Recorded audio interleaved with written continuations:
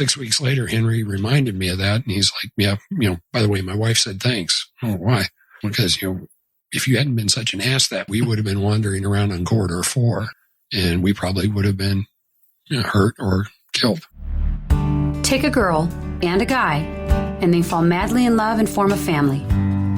Sprinkle in some counseling degrees and a doctorate, a dream of transforming relationships as we know it. And 20 years later, we give you power couple Dr. Ray and Jean Kadkodian. And this is their podcast, Couples Synergy.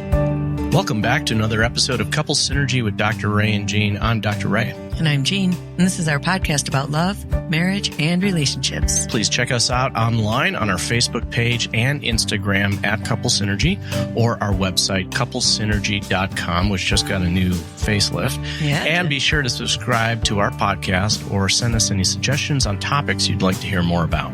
And now on to Couples Synergy, an in-depth look at love, marriage, and relationships, where we bring you our experience helping thousands of couples transform their relationships for nearly 20 years. Everyone says you need to work on a relationship, but nobody teaches us how. So we've created this podcast to teach people what they can do to create the relationship they've always dreamed of with the partner they fell in love with. We'd like to welcome today's guest, retired Lieutenant Colonel Ryan Yantis of Silver Leaf Leadership Communication. He brings more than 30 years of business, military, government, and nonprofit experiences to partners, clients, and friends to develop leaders who deliver results. As a survivor of the 9/11 Pentagon attack, he has personal experience in providing transformational leadership after the attack and throughout till today. He is a sought-after speaker about leadership service and his 9/11 Pentagon experiences, and we are very excited to have him as an expert guest today on Couples Synergy. Welcome, Ryan. Thank you so much for being on the podcast today. Thank you, Dr. Ray. Thank you, Jean. So maybe we can start out a little bit about you telling us a little bit about yourself. How old are you? And, tell us a little bit about Silver Leaf Leadership Communication. I'm 59 years young. I'm on that second exciting phase of life after military service. I founded Silver Leaf in 2016 as a means of formalizing my desire to help people with leadership training and excellence. I had worked in downtown Chicago after I retired from the Army in nonprofit leadership and working at the state of Illinois for the Department of Veterans Affairs.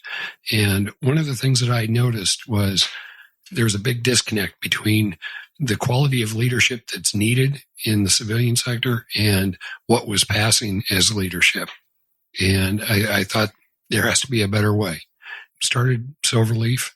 Through them, I learned about Academy Leadership, which is a consortium out of Florida of retired and former military officers. Their litmus there is you have to be a successful military leader with a good record, and you have to be a proven business leader with a good record, and then go through their rigorous training and certification process to help deliver really high-quality, effective military leadership that is business applicable and business proven.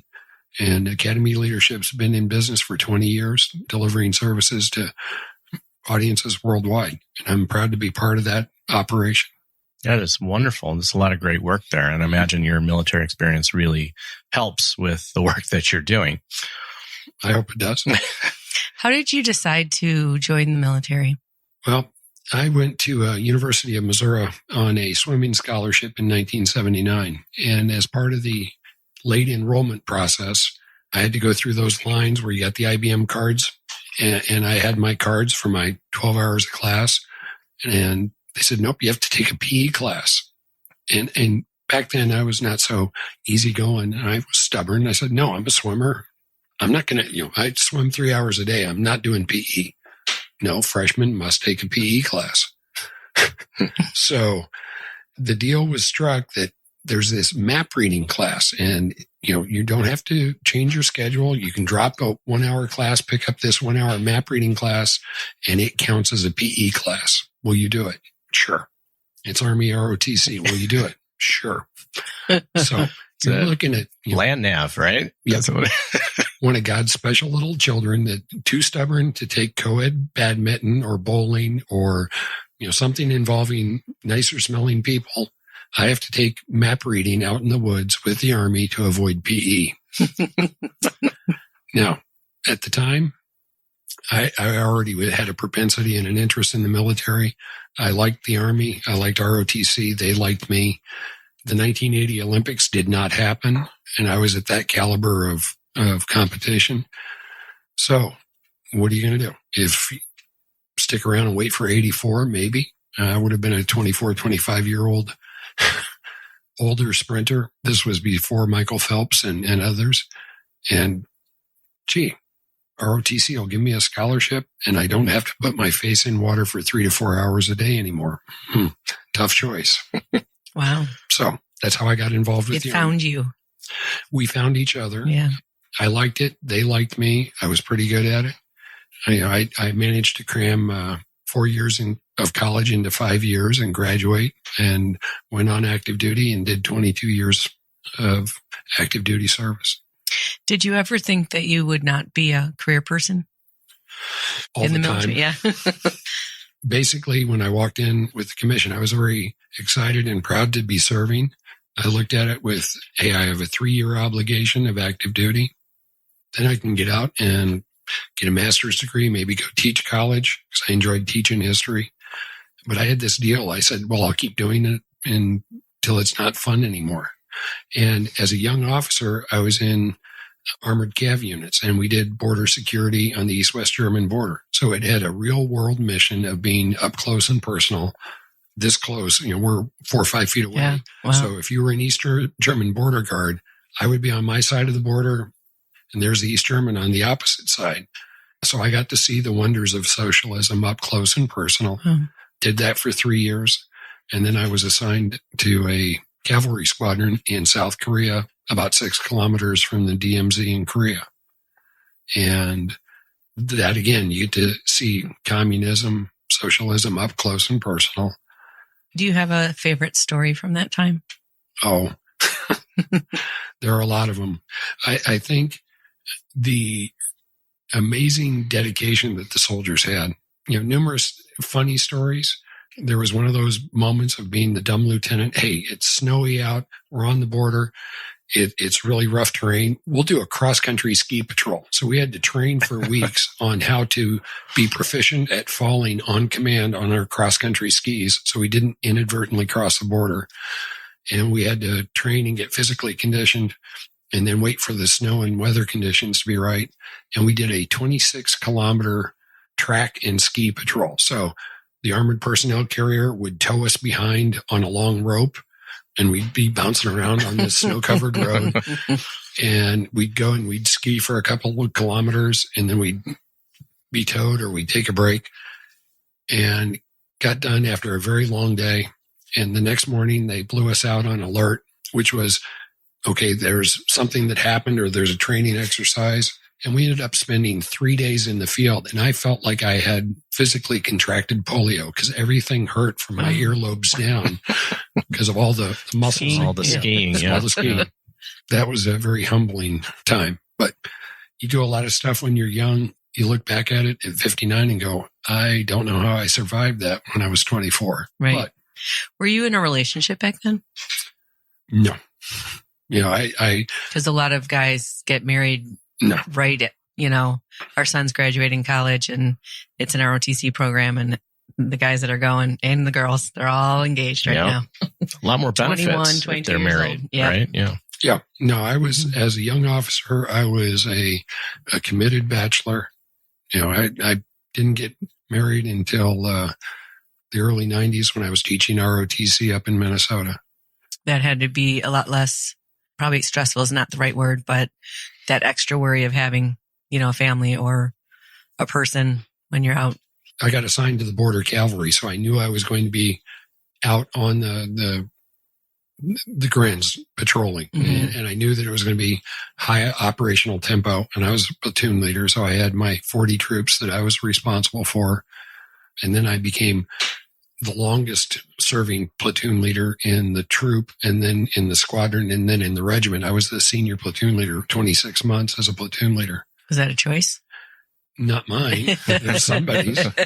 It was very good developmental. because I had a lot of time to learn how to be a better officer and a better lieutenant. And back then, a cavalry unit had tanks, armored personnel carrier, and improved tow vehicles. So you had 3 different major weapon systems plus a mortar track for a lieutenant to command, and 40 troops with all the different MOSs plus the border and the knowledge we had to have. So it was very dynamic and didn't really have a lot of time. I chased a lot of women, but I was not very good at catching them and not very good at long-term relationships. And where did you go from there? Went to South Korea, commanded a cavalry troop for 16 months in South Korea. And that was its own challenge because of you walk into a country where the alphabet is totally different and it's a phonic language that is foreign. It's just a tonal language. It's different in how it, the Korean language is a scientifically constructed written form language. And great. I'm a smart guy. I'm functionally illiterate. I can't read the signs. Now, the other thing, I'm 6'2", so put me in a room You're a giant there. See a little brown-headed people. Get on the subway in Seoul when I'd be in there, and you blended. Yeah, right. Stuck out. I had a friend who was a ginger, very pale redhead, and he was even taller than me, so it was easy to find him in crowds. How'd you make it back stateside? When I was done with my year and a half in Korea, the Army said, "Okay, back to the States. We want you to go be a observer controller at the National Training Center in 29 Palms, or the Great Desert near Las Vegas." And I said, "Okay, wait, border cav for 3 years, cav in South Korea for a year and a half, and now the desert.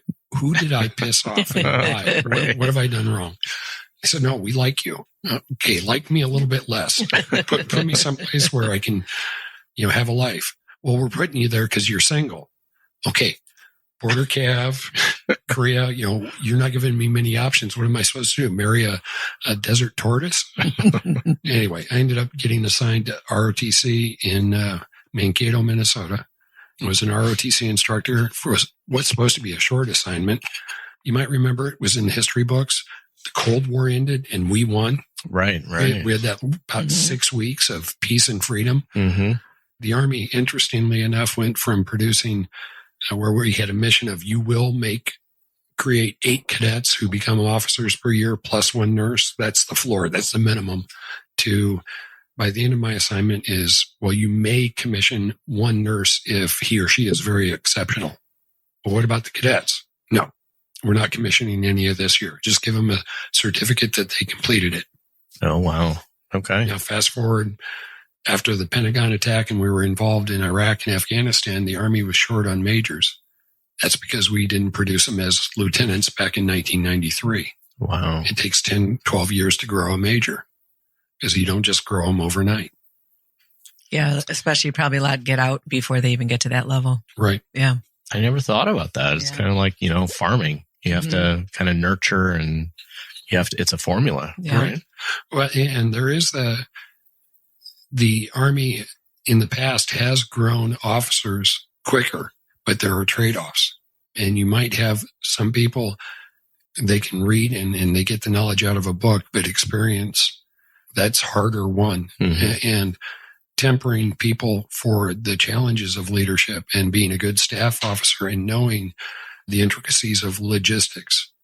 And things that I learned as a cavalry troop commander, I had the headquarters troop. So I had all of the cooks, bakers, candlestick makers, mechanics, the headquarters guys. So I learned things like, okay, if you have to feed 1,000 men, how many eggs do you need what weight is the food got to be? Right. And what's the average servings? That's what you're doing, is guessing and estimating. And you have to have a certain amount of excess, and you need to have a certain amount of flexibility in moving resources around to meet needs, because people are not where they're supposed to be. Gene, you were one of those cooks. Oh, yeah, that was bad. That was my first job when I went in. Yeah, I got out of that the first year. Now, see, if I understood right, Gene was an MP, military police. Mm-hmm. And cavalrymen and military police, she's on the other side of the bar here, so that's a good. And if I see the nightstick coming up, I know I'll just take the knocks along the head. Yeah, I can hear what you're saying because, those second lieutenants are always the least experienced, not just leaders, but in the whole platoon. Yep. Sometimes you got, the enlisted have a lot more knowledge and experience than they do coming in, and they're in charge. And that was always an interesting thing. It's an interesting dynamic. And I had good sergeants, good NCOs that gave me counsel, advice, and training. And we were also emphasized because I dealt with a lot of Vietnam era cadre who trained me as a young cadet and as a young officer.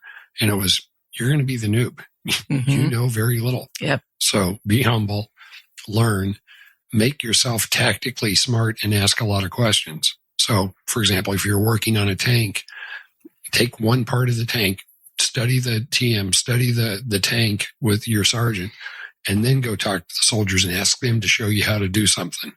Because you know how it's supposed to be done. But don't go there and try and show them how to do stuff unless you really know.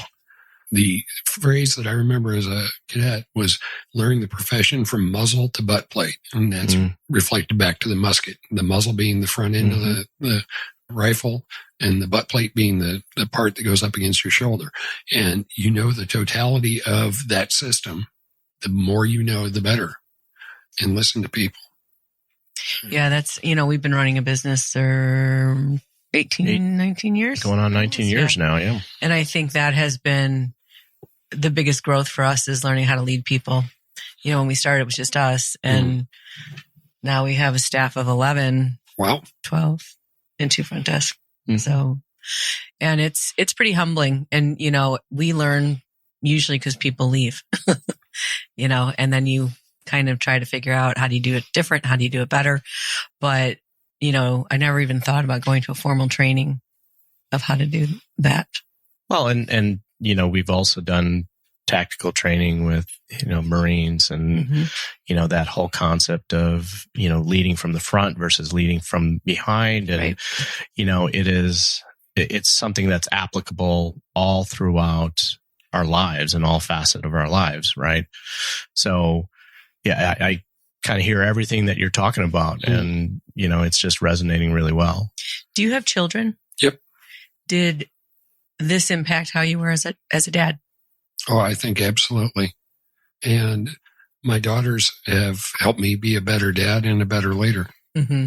Everybody overcomes some sort of family of origin issue. Foo Fighters is a band, but, Foo Fighters is everybody because we're all dealing with some sort of family of origin issue. Mm-hmm. My father was a very hot-tempered son of an alcoholic who was also a not well-regulated diabetic. So I lived in a very mercurial environment with a very demanding guy who was an aeronautical engineer. So real smart. He did math for fun, something that I have no inkling of. Me neither. So I ended up with 3 daughters. And, I was a little more directive, a little more, there were a lot of challenges. And my one daughter, when the oldest, basically said, I don't like the way you're handling this. I don't like the way you're, talking to me or treating me. And we had a good, frank discussion about it. And I had to step back and figure out a better way to be a dad. And I feel like I had that sort of influence on my dad after, once I was already grown, He was a pretty reactive type of guy. Mm-hmm. He was a tool and die guy. Same thing, the math, really smart. And he was the guy and nobody else was the guy, And I really feel like I have 8 siblings. Wow. So I feel like I was really raised by the military once I got there, because there was so much chaos and stuff in my childhood. And that's where I learned self-discipline and self-respect and how to, take care of yourself and the areas around you. It changed my life and it changed my outlook, my self-esteem, and my personality 100%. I used to be like a shy girl. I was a Boy Scout in Northern California in the late 70s. So in the era of peace, love, drugs, I was the short-haired guy who went camping when I wasn't at swim meets. Mm-hmm. I enjoyed beer, and otherwise, body is a temple, because it was back when they would do doping tests on athletes, and you never wanted to get disqualified because you had an illicit drug in your system. So then I got into ROTC because I was too stupid to take a co-ed PE class. And the Army doesn't like drugs. That worked out for me. I could still drink beer. I found, a certain home in the military. It matched a lot of the expectations that I had on honorable service and doing the right thing. That mirrored my upbringing as a Boy Scout, and that resonated with me. I was comfortable in the Army. The thing that I found in the Army is you had so many different personalities and so many different people with so many different backgrounds that you would never have. From all parts of the country. Yeah. And you had the redneck from Oklahoma with the dinner plate belt buckle, who's in the same scout vehicle as the kid from the Bronx. Mm-hmm. And you'd think that these two would just be beating each other up because, one's a cracker and the other one's a real slick city kid. And they give each other crap. Yeah. Gratuitous crap. But they're there for each other at the same time. Mm-hmm. Yeah. That's neat. How did you make your way to the Pentagon? Well, legend has it that in the freeway coming from New York City into about Delaware, there are these deep ruts in the road, and that's where my fingernails deployed, and they dragged me kicking and screaming. You heard earlier that I'm a cavalryman. I liked being on the border and leading troops, and I ended up, when the Cold War ended, I ended up becoming an Army spokesman, and that got me back to Germany. And I got back out in the field, and I was doing what I called muddy boot public affairs. If there was an opportunity to go to some foreign country, my hand shot up, get me out of the headquarters, I'll go. Albania? Sure. How do you spell Albania? I'll go there. Africa? Put me in. So I was the deployable captain, and I found out I was pretty good at the public relations and being the Army spokesman. And because I was willing to go into less developed environments where other people liked working in the embassies and the headquarters, I was happier working out in a field or in a headquarters that was deployed someplace. Because I was doing that, I made a name for myself. I got promoted, and I got selected for a stint in New York City, working in a public relations firm. It's a training with industry sabbatical. And I did that for a year, and then I ran Army Public Affairs New York. So Midtown Manhattan, New York-based national media, all the morning shows, putting soldiers on Letterman, doing first pitch at Yankees games or Met games or things at the stock exchange. It was high visibility, fun stuff, fluff. No, marketing. Yep. Yeah. And I did well there. And then they said, if you have a real cool assignment, then you have to have one that really sucks. So we're going to take you from Midtown Manhattan and we're going to make you work in the Pentagon.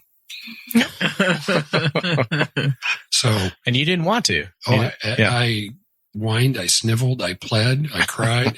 How many years were you in at that point? That was summer of 2000. So I was in right at about 16 years. And you go from being the big fish in the little pond to the little fish in the big pond? Well, I was the Army fish in the New York City pond, which was still kind of cool. Yeah. Because New York City, it was an amazing place to work, and it was a nice time to be in New York. People were very interesting and accepting, and there was always something going on, even at 4 a.m. And then you go take a personality that doesn't like being confined and in cubicles, working on spreadsheets, and say, okay, now you have to stay here in this office and answer questions about Army personnel policy and human resource issues. And, oh, by the way, you're leading a team. And the span of things, anything involving an American soldier, whether it's an investigation, court martials, Army weight control, women in the military, don't ask, don't tell, drug policies, Army suicide policies, chaplains, and religious support.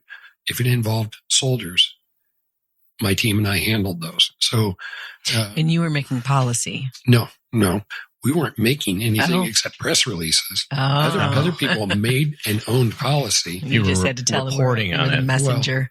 Well, so the news media would contact us New York Times would call up, or Associated Press, or any of the Pentagon press corps, or national or international news, and say, we have a question on this situation, and we need to have somebody. It's 2:00 now, and you need to have an Army spokesman ready for our 6:00 news show to answer on the record. And, normally that was a hard swallow because, I have 4 hours to find this person, get them ready, and get them on the air. And there was a certain amount of negotiation.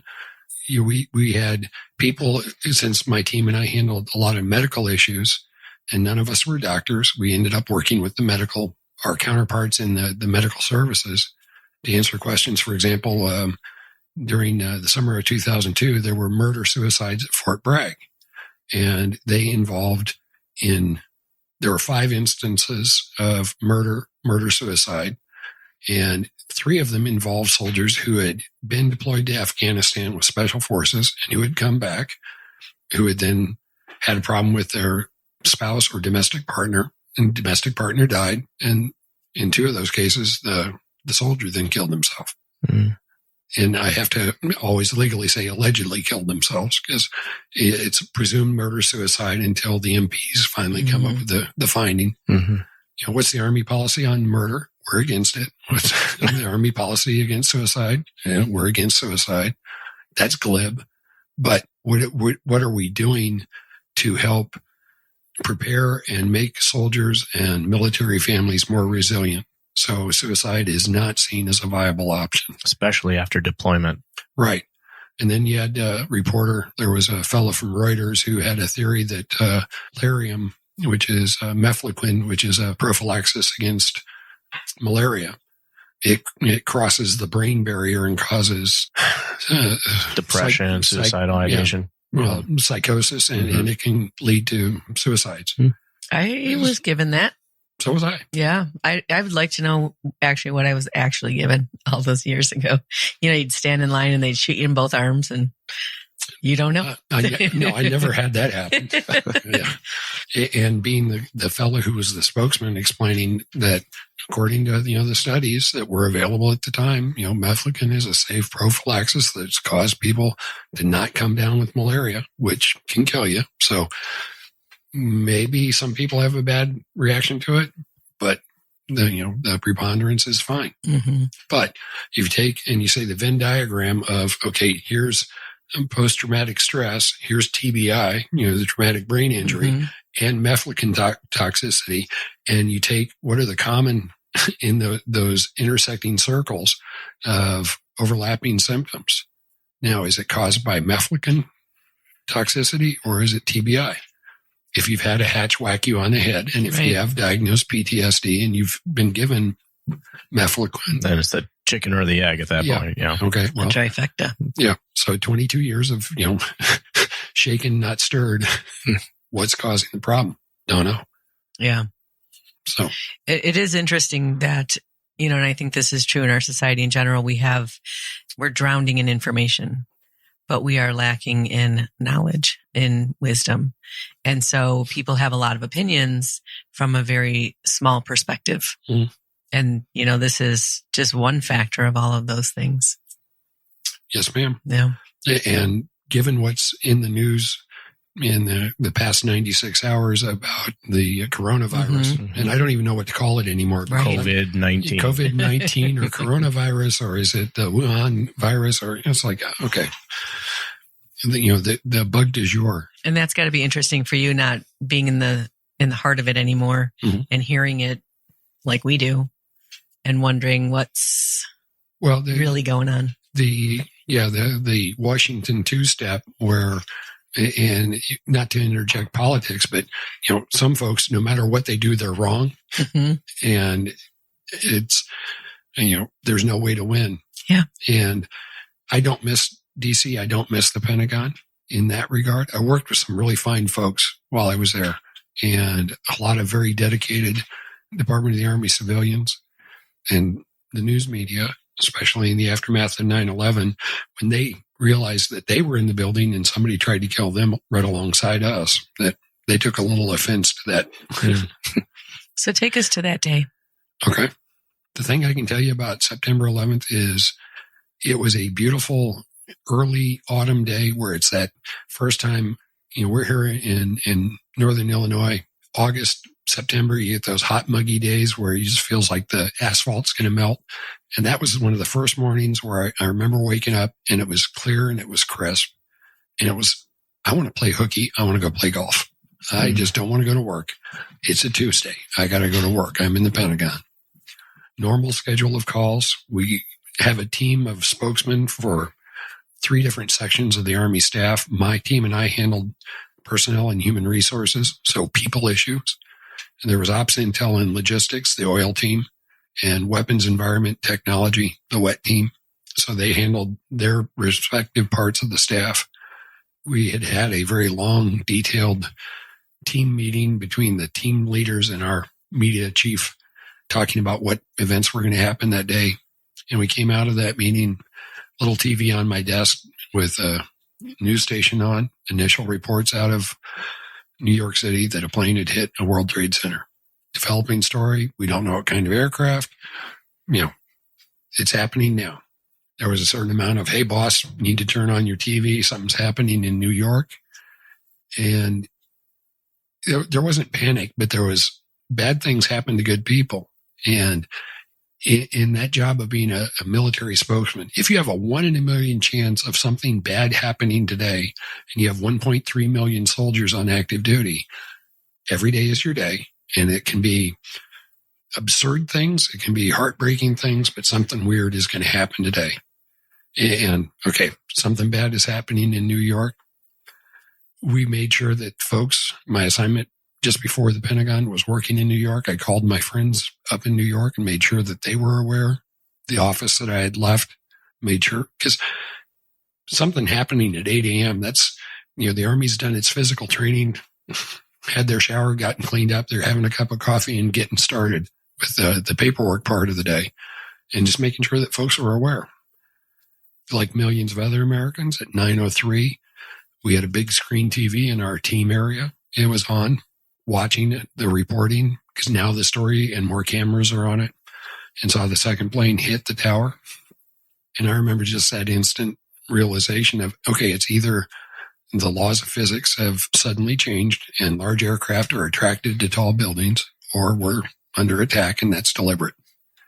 One of the civilians on my team, young lady named Elaine, was 9 months pregnant.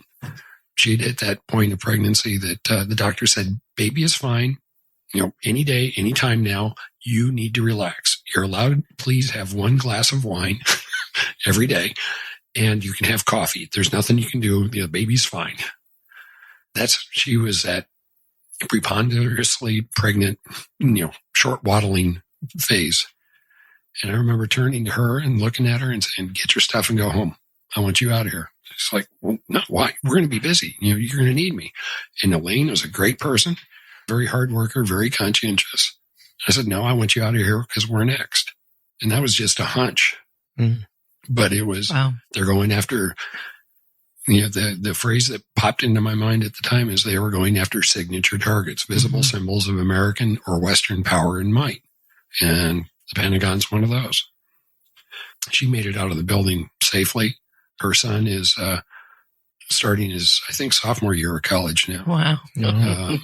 Her son is named after a mutual friend of ours who died in the attack. So, and, she was a great lady. She did not listen to me. I told her to go home. She went down the hall to the in-house Starbucks and got a cup of coffee for herself and one for me, and was coming down the hallway, and the impact of the plane hitting the building knocked her off her feet. Wow. Some naval officers scooped her up and got her out of the building. At 9:03, we saw the second plane hit, and that was very sobering. We went into starting to think about, if New York City calls for help, what can we send? What are they going to need? And because I had worked in New York City, I got asked to go to a meeting.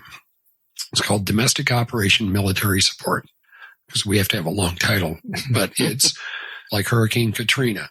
Okay.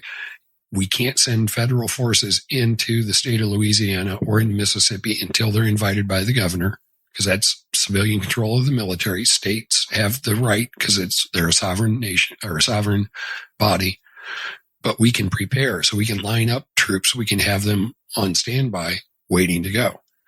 And nobody had told us to send troops to New York, but we can start thinking, okay, if New York needs help, what are they going to need? Well, they're going to need medics. They're going to need MPs, military police. They're going to need engineers. They're going to need trucks. What else are they going to need? Start thinking about it. And there was a meeting at 9:30, and I was a major. I'd been working in the building about 14 months. And you got to understand something about the size of the Pentagon. It's huge. There's 5 floors above ground, a couple of basements. There are 5 rings. The outer ring is E ring, inner ring is A ring. There's a center 5-acre courtyard. There are 10 radiating corridors from that center courtyard, 17 and a half miles of corridor. And so if you imagine five layers of essentially kind of like a spider web layout, but they're nice, neat, concentric. So you could almost run a marathon in there. Not me. I don't run. Someone could. Someone could. No running in the halls. Lots of generals, lots of admirals, very staid, very, it was a headquarters.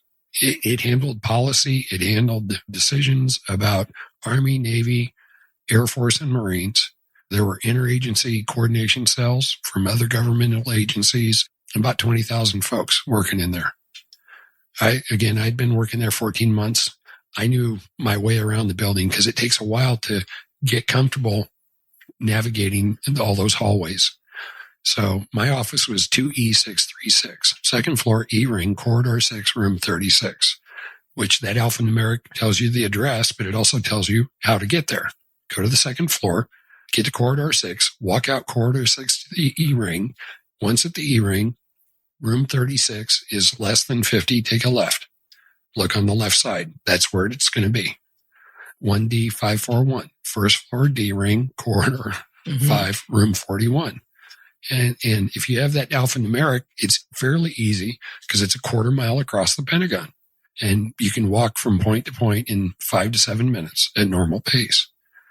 There was an Army Lieutenant Colonel, Henry Huntley. He had been there for about 6 weeks. Nice guy. And the visual of Henry is think of Denzel Washington, but a little bit taller, a little bit more muscular, and a lot more handsome. Deeper voice. And Henry's the new deputy chief for the media division.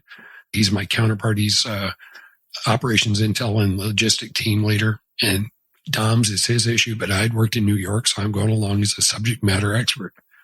And we're walking on the E ring, the outer ring of the Pentagon, second floor, from corridor 6, where our office was. And we go around the corner, corridor 5, and then between 4 and 5, the new wedge has just been renovated. And there's a construction wall and door blocking the corridor. And we stop at the door, and I was like, sir, where are we going? Well, it's a conference room off of corridor 4. Okay, sir, what's the address?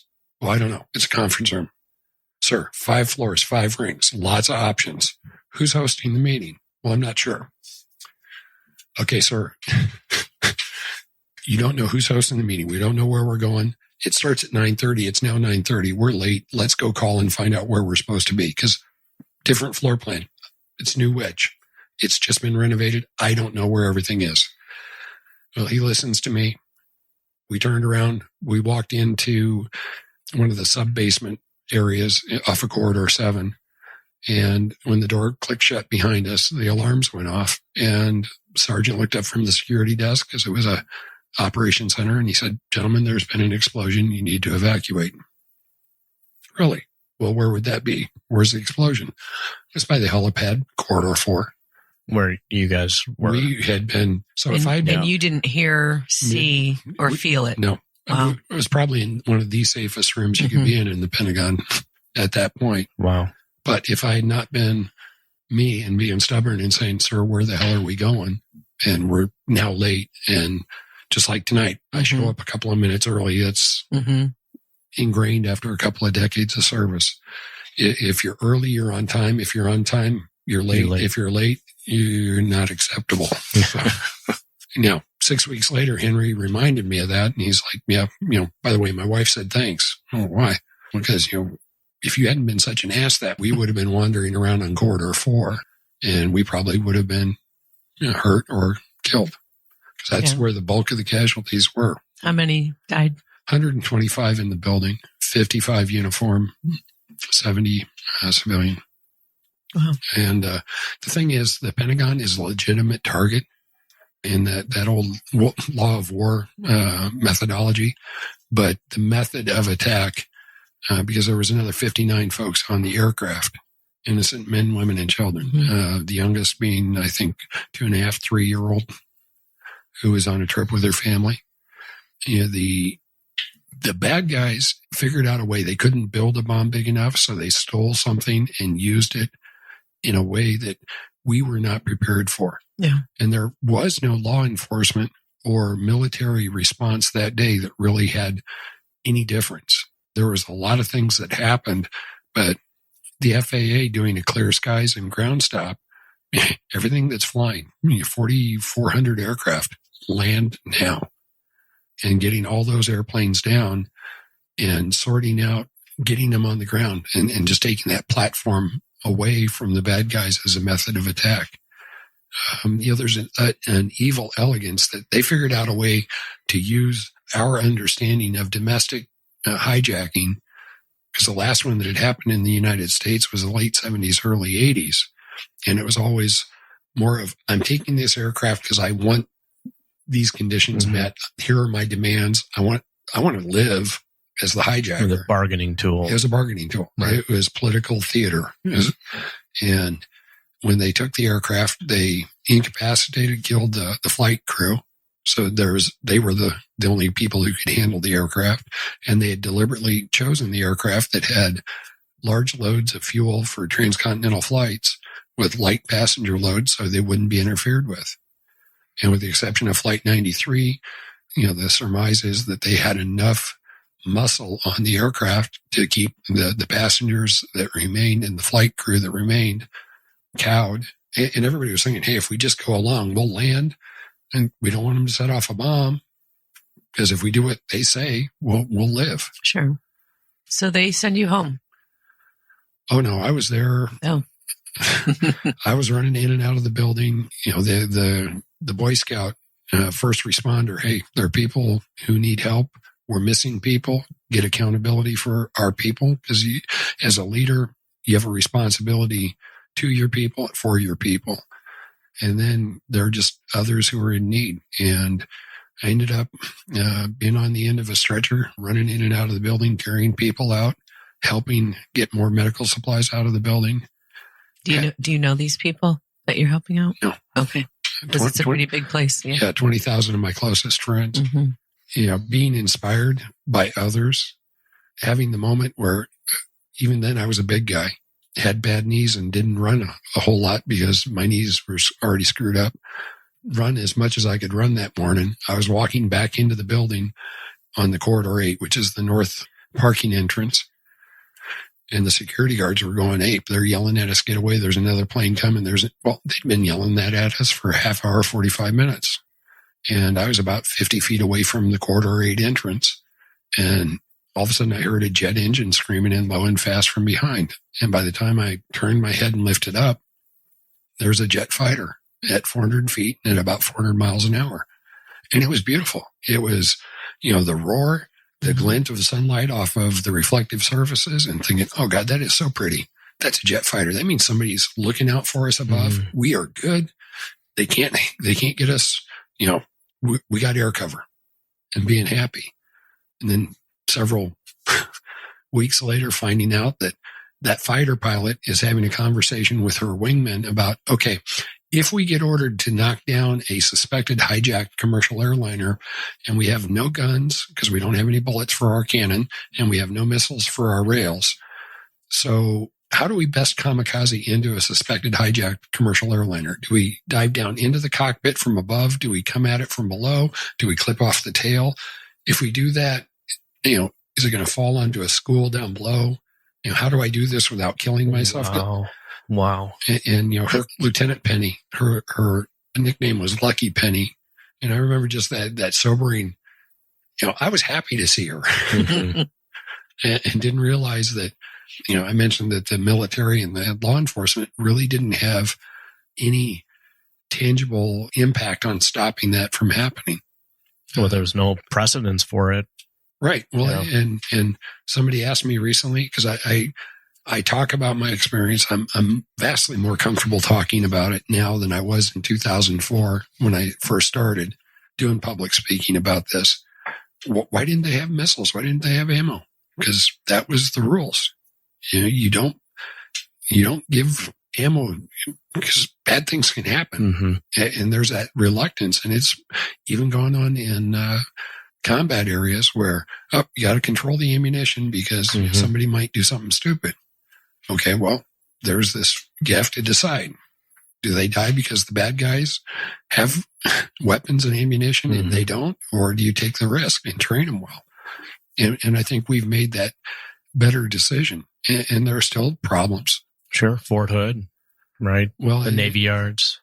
Fort Hood was, that was a gentleman who had his own little jihadist moment. It wasn't, as I recall, it was his privately owned weapon that he wasn't supposed to have, right? There and then. There's been discussion about, well, you should let soldiers concealed carry. Mm-hmm. And when I was a young officer in the early 80s, we had the first generation of soldiers coming out of the draftee army, and we had drug and alcohol problems. And there were unit-wide arrests and busting of drug rings. And it wasn't uncommon for the officers to be armed just for their own protection. Was it every day? No, but you got comfortable with it. You treat people like grown-ups, and I never had an incidental or accidental discharge. What was your takeaway from that day? And, how has it impacted you, from since then? When you look at what happened and all the people who did amazing things to do the right thing to help other people, and whether it was people who put themselves at risk or in danger to help other people, or who went out of their way unexpectedly. I remember getting into the center courtyard, and I saw a 5-acre inner courtyard of the Pentagon is kind of an inner sanctum. Mm-hmm. And here's a Catholic priest in the full long cassock, and he had the stole around his neck, the purple ribbon, and he was running around and doing Catholic priest things. And he was talking to people, and I was like, okay, one of my accounts was the chaplains. I know the Army chaplains in the Pentagon. He was not an Army chaplain. Mm. I didn't make it over to talk to him. I found out later on he was heading to a veteran's funeral at Arlington National Cemetery, had seen the plane hit the building, and he decided that he just needed to be there. So ministry of the presence, go and be there with people who are in need. And seeing, since we're talking about chaplains, I'm in the inner courtyard. We made it back in, and we had lined up in search and rescue, aid and litter teams. There's a medical triage point that had been set up. And this was all self-directed by survivors who had just said, no, we got to do something. Nobody was ordering us to do things. And I kept seeing all these chaplains that I had worked with over the past year and a half or so. And I was like, you went to Fort Hood. What are you doing here? Well, I was in Crystal City nearby, a mile away for a promotion board. We heard the impact and we came over here. So there were all these folks who ran in the Army B uniform. So it's a short sleeve polyester and wool, melts real easily. It's not too comfortable, not really good looking either. But they ran in a group over to the Pentagon to be there and to help, to share in the risk and to do what they could. Nobody ordered them to. You saw a lot of people doing absolutely the right things with the best intention. At one point, we were running out of medical supplies, and this was before the jet fighter went overhead. So I was running back in and out of the building to get stuff out of the in-house clinic. And this soldier, young specialist, he was in camouflage, the battle dress utility, so he was a support soldier. He comes out proudly carrying this prep tray that was the in-house clinic. And I was carrying a couple of oxygen bottles. We took whatever we could that wasn't nailed down. And we get out there, and he walks up to the nurse, and he, here, ma'am, I got this tray. And she goes, oh, this is great. Thank you. You appreciate it. And as she turns away, she turns to another nurse and says, oh, it's a pap smear test kit, which undoubtedly had material that was usable, but it was not configured for one of the oxygen bottles that I was around was totally empty. I don't know. It doesn't have a gauge. I'm not a medical person. Right. Just doing what you can. Right. What was it like to walk back in? Probably one of the more meaningful moments for me. My day one was on September 12th. I was a team leader. My team and I handled personnel and human resources for the Army as far as communications. So we did the casualty notifications. Was this a choice to go back that day, or were you? Oh, I'd been told that, Ryan, you're emergency essential. Okay. Battle dress utilities tomorrow morning by 6 o'clock, if not earlier. I lived in Northern Virginia, about 25 miles away. Got up out of the house about 4:30 because I anticipated an hour or so drive, because that's normal for 25 miles. I made it there in no time at all. The streets were empty. It was me and a couple of state troopers out there. And I got to the Pentagon. You crest the hill, coming down into the bowl, and there's the Pentagon. The west side of the building is still on fire. So you can see they're spraying water from the boom, the big water monitor. And there's not raging fire, but it's glow and smoke coming up. The center part of the building by corridor 3 is black. There is no power. It's like section of blackness. And then corridor 2, the main pedestrian entrance off of South Parking, is amazingly lit up. And they've got those trailer mounted light sets where the booms go up, and it's really lit up. And there's South Parking, and it's empty. I was like, great. I get to park close to the building. I don't have to walk too far. I go to pull off, and the MPs motion me, and the security guys, nope, parking lot's closed, sir. You need to go park in Pentagon City and walk in. So the other side of 395. And I park my car. I walk in the pedestrian viaduct underneath the interstate. Now I'm in South Parking, and it's 20 or 30 cars that are parked there. And the realization is that those are people who couldn't or didn't go home last night. The building's on fire. It's without power, and there's corridor 2. And I'm in my camouflage fatigues, and I'm walking across this abandoned parking lot, and it's men and women coming out of the darkness, and it's pre-dawn, and there's folks in blue jeans and work boots, have a blazer on, carrying a bag, and everybody's just quietly and deliberately walking to corridor 2. And as they get closer, security's stopping people and checking IDs and inspecting bags, and there are bomb-sniffing dogs that are sniffing folks. And when we go into a line, climb the stairs up to corridor 2, and there's, I call it the Shrek line, where it's the ropes where you go back and forth, lined up to go through security and have our bags inspected. There's a magnometer to go into a building that's still on fire and without power. And again, there's nobody yelling at us and barking orders. It's just men and women, all services, walks of life, all races, and just there because that's our place of duty, and that's what we were supposed to do. Doing their jobs. Yeah. And that, very proud of that, and it's very humbling.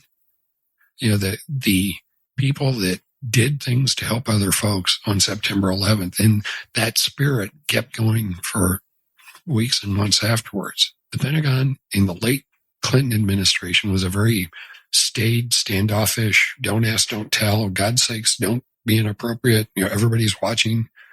And after 9/11, you'd see somebody that you knew and you hadn't seen them since before September 11th. And it was, oh my God, I'm glad to see you. It is so good to see you. And, getting a hug by a Department of the Army civilian or, senior officer, okay. It's a nice feeling. It sounds like there was a lot more unity afterwards. Yeah. And, my day one was September 12th. Elaine was out, she was told, hey, don't come back until after the baby. Take your time. So it was 4 or 5 weeks before she came back. So her day one was, I had to remind myself, her healing point is starting now. I've already been here. I've been this close to it. The atmospherics in the building there was a lot of soot in the air. There was a heavy smell of smoke and fire in the air. A lot of environmental problems. We didn't have any building services, so there was no food services. They fortunately put together out in South Parking a thing called Unity Village, which started off with companies and nonprofits just showing up and saying, hey, we're here to help. Whether it was nearby Costco saying, we've got flashlights and brooms and shovels. What else do you need? A men's club out of Tennessee Baptist Church showed up and they said, we're award-winning barbecue cooks. And Tyson sent him a semi full of ribs and chicken. The irony was, you're having smoked meat and barbecue. But Hanes, Hanes sent a semi full of socks and underwear. Why? Because you have guys and ladies who are working on search and rescue and recovery, and they don't have time to get cleaned up. But if you have time to change socks and underwear, that can make a huge difference in quality of life and being able to do your job. Yeah, it's an amazing perspective because most people are having their experience of what the world is like through their TV or their phone or whatever. And you're seeing snippets of not good stuff. This kind of stuff doesn't get reported, and the humanity that shows up and whenever you read about things like the Holocaust and how people would be starving, but they would still share. Human beings are basically very good people. Yep. As individuals. Mm-hmm. Yeah. Put them into herds and they get kind of stupid. But getting to see people at their very best, and there was funny stuff that happened. There was stuff that you just kind of shook your head and go, okay. The amount of effort that was going to helping other people. There was when we'd made it back into the center courtyard, I mentioned we set up in aid and litter teams. So I'm on one end of a stretcher. There's another fella. He was a reporter for the Washington Post. So the irony of having the Army spokesman on one end and the reporter on the other end. And he pulled out a pack of Marlboros, and I asked him nicely, please give me one so I can, have a smoke and I don't have to hurt you. And we lit up and we're standing in this smoke-filled courtyard because the wind is coming from the west and it's just blowing and curling over. And at times you couldn't see 3 feet in front of you. And I had a magnetic quality that I would attract angry little colonels. And this little angry colonel appeared from nowhere and he's like, gentlemen, you're smoking in a no smoking area. That's filled with smoke. Yeah. And I was like, sir, the only clean air I'm getting is being dragged through this butt. So, there was a naval officer, and she was about 5'2", 5'3", short, shoulder length brown hair, and wearing a black long sleeve sweater because the Pentagon is an office building. You have a lot of older, chunky males who have to wear uniforms. So it's September-ish, so it was refrigerated. So a lot of people wore jackets just to survive the day. She's in a knee-length skirt with nylons, because that's the uniform. And she walked up to me and she said, I need your T-shirt. Give me your T-shirt. And I don't know Navy rank. Okay, fine. I figure you outrank me. You're not asking nice. So I take off my uniform blouse. I take off this nasty, sweaty, grimy T-shirt that I've been running and sweating in, hand it to her. She thanks me, turns around and walks over to the Ground Zero Cafe, which is the center of the courtyard. And I'm putting my uniform shirt back on. And she dunks my T-shirt in a bucket of water and pulls it over her head. So she's got her face coming out of the armhole, and she's wrapped the rest of the T-shirt around her hair. And I'm now worried about her because it's like, this is not logical. I tap her on the shoulder. You okay? What's with the T-shirt? And she goes, yeah. Flash burns. I'm on search and rescue 1. Oh. And it's, me being the student of military history, if the big ship catches fire at sea, everybody becomes a firefighter. My tank catches fire, I pull the handle for the fire extinguisher. If it works, great. If it doesn't, I walk. If you're at sea, you fight the fire or you swim. And if it's 600 miles to shore, welcome to the triathlon from hell. So she just didn't want her hair to catch fire crawling around in the ruins of the Pentagon looking for injured people. Wow. At that point, the fire was so hot that the firefighters in their firefighting gear with the face plates and the breathing gear couldn't stay in the building for more than a minute or two. So the chances of us getting in, but her willingness, that's amazing. Yeah. And did I mention she was wearing a skirt? A skirt, right. Nylons, yeah. Short heel pumps. I mean, those are ugly shoes, but, God bless her for it. How did this impact you long term? I was there in the building until 2003. And my team and I had the duty and the honor of doing the casualty sheets. So we would work with the personnel folks to make sure the next of kin had been notified and all the notifications were done. And then we would get the names released to the media. And that's one of those tough things that's part of the job to do. You're seeing names of people that you know and that you had interacted with at various points over your career. We also had the honor of working with the families and supporting them if they were willing to talk to the media, preparing them for news media interviews, and then being with them during the interviews and essentially being body armor for them and saying, okay, we're done. Interview's over. And the news media was pretty good. There were times where if the family would say, okay, I'm done. I'm not doing any more talking. And the news media would have its arc of stories. So they had done the initial report about the loss. They had talked to the family at the memorial service. They had done 1 month later, hey, it's now Thanksgiving. Can we, and the family would say, nope, not interested. Oh, but we really need this story. What part of no are you not listening to? Ain't going to happen. And then having to chastise media who weren't being respectful. And it wasn't really adversarial all the time. Most of the media got it. Getting what we called the survivor hero stories, because there was a lot of really good stories of people putting themselves in harm's way, helping other people, prepping them and getting them to share a really rough day, because there's survivor's guilt. At one point I had made it back up from the Army Operations Center up and made sure my office was clear. All my people were out of the building. Made sure Elaine wasn't there. Made sure that other people were out. And I got to a point where I was heading down that E-ring and was still clearing offices. Hadn't found anybody. A security guard behind me was hollering every time he saw me, hey, sir, you need to evacuate. Yeah. And then a big roll of black smoke came around the corner. And next time he hollered, hey, sir, you need to evacuate. It's okay. I'm not wearing anything that's going to help me survive going into that. I need to go out. Yeah. And making that, it was absolutely the right decision to do. That still bugs me to this day.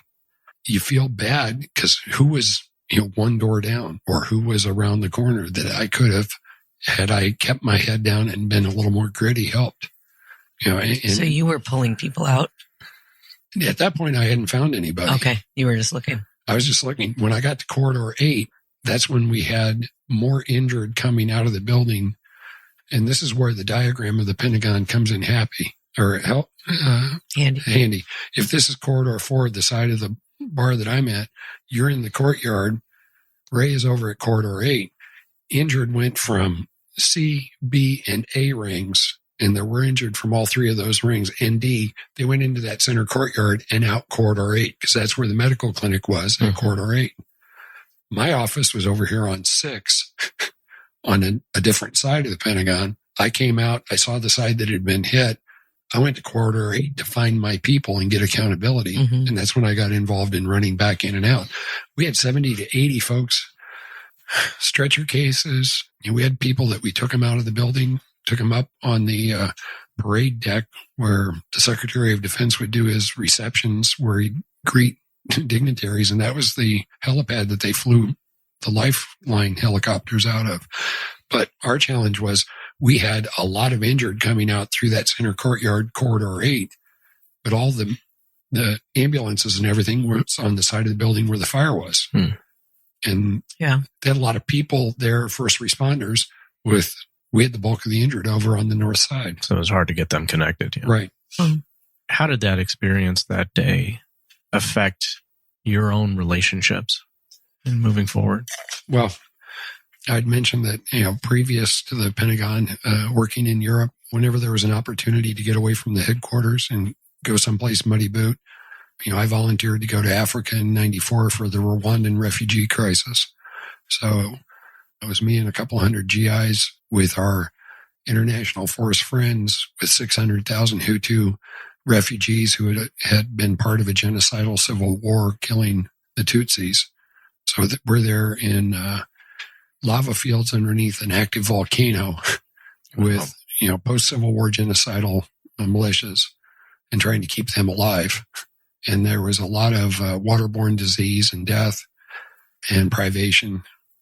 And then ending up spending 6 weeks in Kigali, Rwanda, where the genocide had taken place, and dealing with the UN forces that had been through that and survived that, and the American embassy folks that were still around, and reconstituting and running the airfield operations. Then being on the first plane of spokesman into Bosnia in December 95 before the Operation Joint Endeavor started. That was the separating of Bosnian, Serb, Croat, and Muslim forces. Mm-hmm. It was before the genocide there. Well, no, that was after the genocide, but it was getting them to put down their weapons and move back from each other. There were other things, I mentioned Albania, going into a Marxist communist country that is just so screwed up. Seeing people rioting for bread, or the street urchins beating up on lesser fortunate street urchins. If somebody gave one a piece of bread, the other kids would beat them up to take the piece of bread from the one. In the Pentagon, there was a certain amount of frustration because you've trained for so long to do your job, and the job that you're called to do is something different. There's the moral injury of seeing your nation hit and seeing people hurt and feeling, okay, I failed my job, and doubting yourself. While I was in the Pentagon, I was very busy for the next 2 years. I got selected to move out here and open up an office in Chicago, which was a neat and exciting job because it was more towards my liking of away from the flagpole and away from the generals and doing what I had done in New York. But I was going to be on my own and my boss. Suddenly I was out here by myself, and I was the guy who had been in the Pentagon when it got hit. And I'd ask, how many other Pentagon survivors have you met? There are 20,000 of us. It's a fairly finite world. When people would ask me in 2004, after I'd moved out here, hey, you're in the Pentagon, what was that like? And I was nowhere coherent in being able to talk about it. I had anger and survivor's guilt and a lot of mixed emotions. Falling in and working with the the World Trade Center survivors, a nonprofit in Deerfield called Willow House did a great job working with us, the survivors. They were men and women who were there on business trips and had no expectations that they were going to be in a life-altering day. And there they were, dealing with a lot of the same emotions that I had, being very afraid, trying to do the right thing, seeing people who are hurting, seeing the firefighters walking upstairs, knowing that they're not going to make it. Coming back. Yeah. So working with the World Trade Center survivors was good for me, but I ended up trying to be the lifeboat captain. Their needs were more important than mine. And finally, one of the counselors at Willow House said, okay, you need to take a knee. You need to go and do some individual therapy because the group stuff is good for you, but you're not where you need to be. Did you go to the Willow House by choice, or was that something that... I was doing my job as an Army spokesman and was at an event, and one of the fellas at the event who knew me from previous, he goes, hey, I found there's a World Trade Center survivor. Do you want to meet him? Well, yeah, I do. This is a fairly finite world. So I got introduced to Joe Detmar, and it was down at Naperville where they have the Schanauer Memorial, and it was May of 2004, and Joe gave me a great big bear hug, and he's like, here's my business card. Give me your business card. We need to have coffee. I want to talk to you. And I was on the run because I was escorting an Army officer who was visiting Chicago for my job. And then through Joe, I got introduced into Willow House.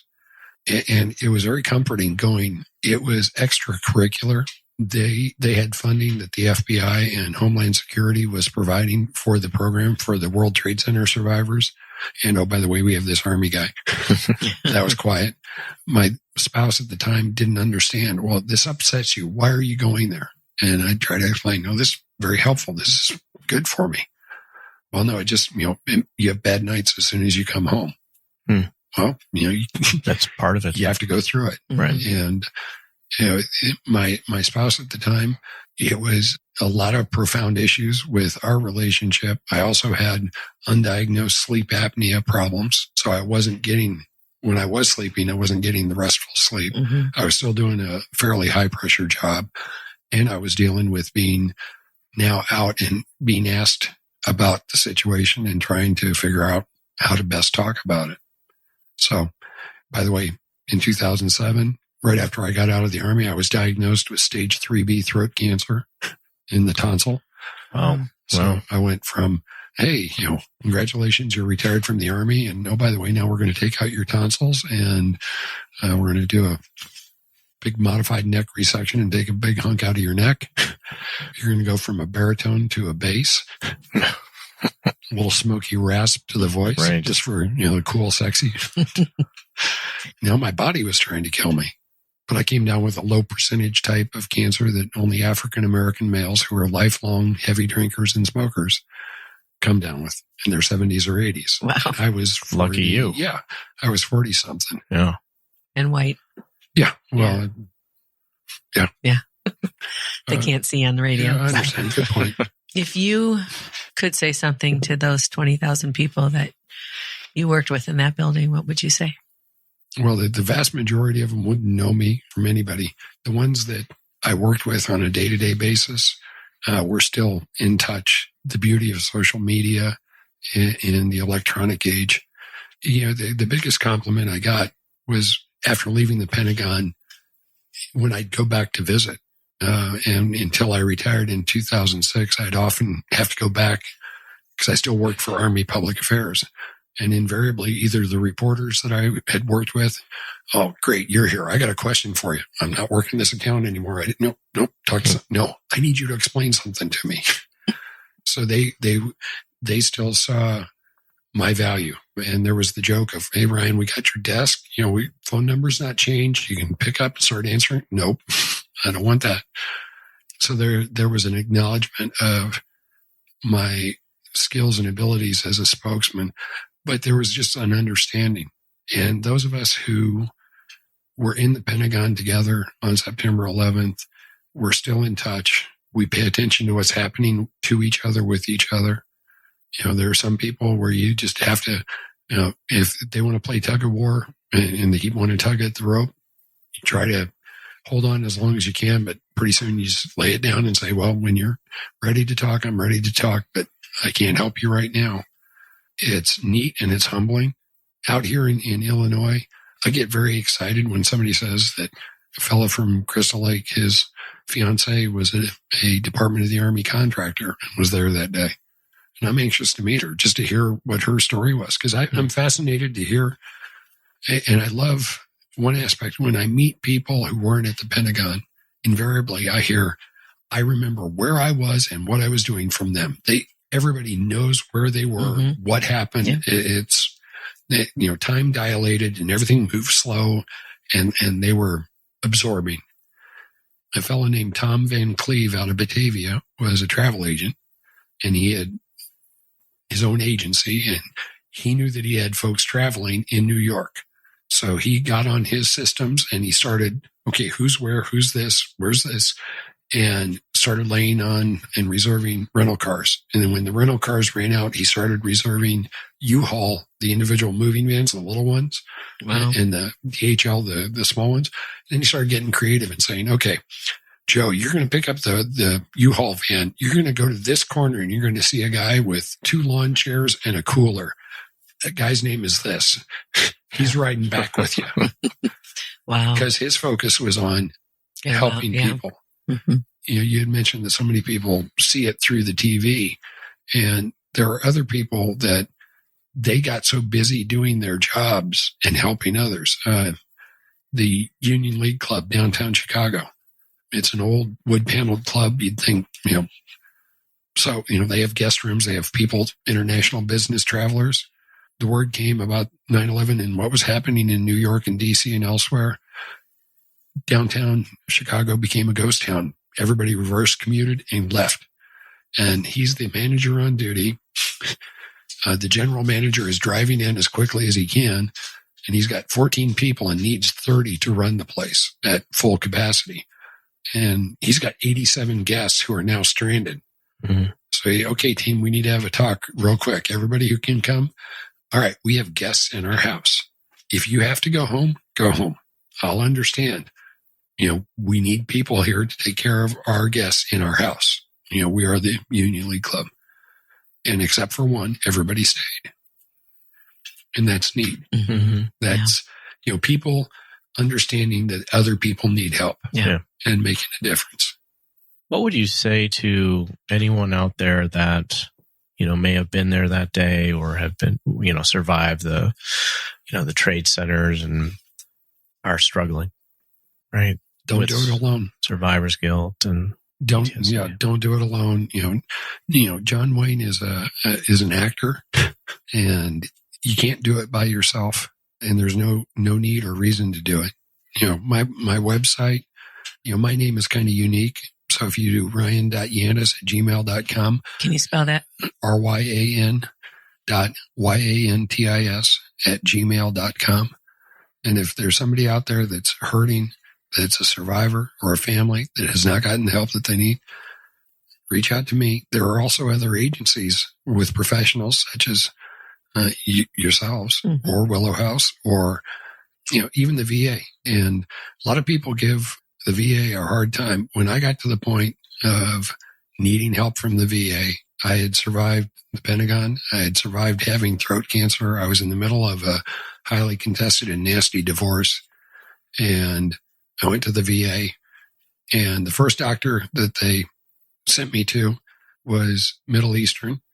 And he was probably a fine doctor, but I walked in and I said, Doc, I'm not at risk to myself, you or anybody else, but this is not going to work. I need to have somebody else.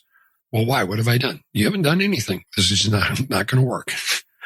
And he was a little put out that I said that, but I had to be comfortable to be able to talk to him. And that's my problem and my prejudice. And they got me with another counselor and worked through a lot of the PTSD issues. And it was not quick.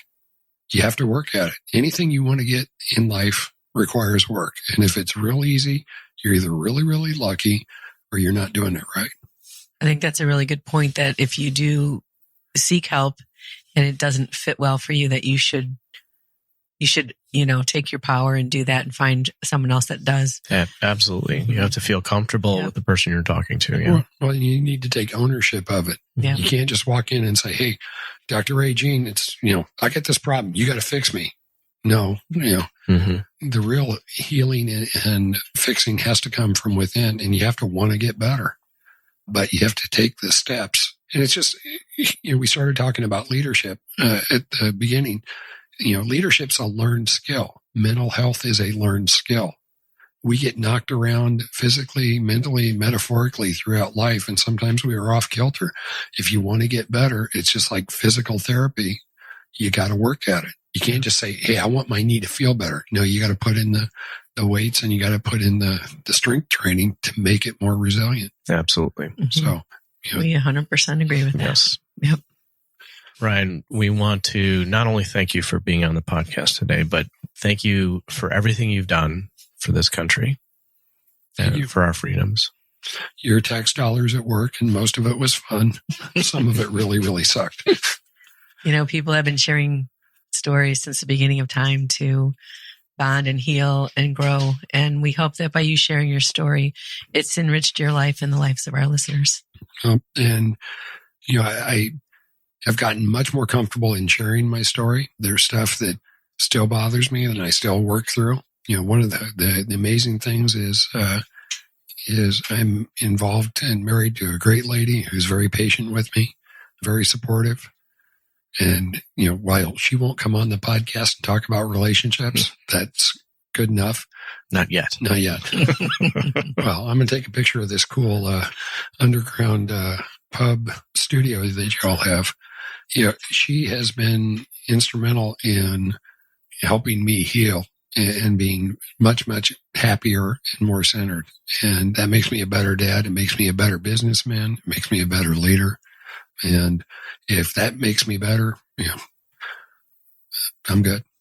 That's one thing that we know is that as therapists, we can help people to a certain degree. And it's sort of like being able to shine a 60-watt light bulb on an issue and start a healing process. But when you have a bonded partner do it for you, it's like a football stadium. And that is exactly the work we do. That's what we teach people, is how do you help your partner heal through what life has thrown at them, because we've all had it. Yeah. And I think also, if there's anything we can pull away from your story today and everything that you've been experiencing in your life, and that is that, and we've said this many times before, that in the end, the only thing that really matters are the relationships that we have with people. Yeah. The neat thing about Sharon and I is, at one point when we'd been friends and we started dating, and then we were starting to get serious and we got to know each other even more. And it was like, well, wait a minute. We had these similar shared experiences growing up as kids, even though I'm 6-7 years older than she is. Like the same sort of foods. And I was, wait, are we cousins somehow distant? And I was, doesn't matter. Very, very, the Germans have the word gemütlich. It's very comfortable. When you're with somebody and there's still good positive energy, but it's not the frantic, nervous energy of, it's very comfortable. It's very supportive. And that has created a great deal of quiet and solace in my life. And I hope I do the same for her. And we try to be there, supportive for each other, not competing with each other. So I'm a very lucky boy. Yeah. Wonderful. Thank you to all our listeners out there for joining us for Couple Synergy. Again, if you want to get in touch with Brian, we'll be including his contact info in the show notes. Our passion is in helping people have happy and healthy relationships, and this podcast gives us a fun way of bringing our knowledge and expertise to you, our listeners.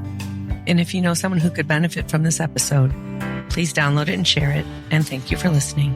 For all of you listening, please subscribe to our podcast and please leave us a review on Apple Podcast. If you have any questions, comments, or topic suggestions, please email us at contact@couplesynergy.com.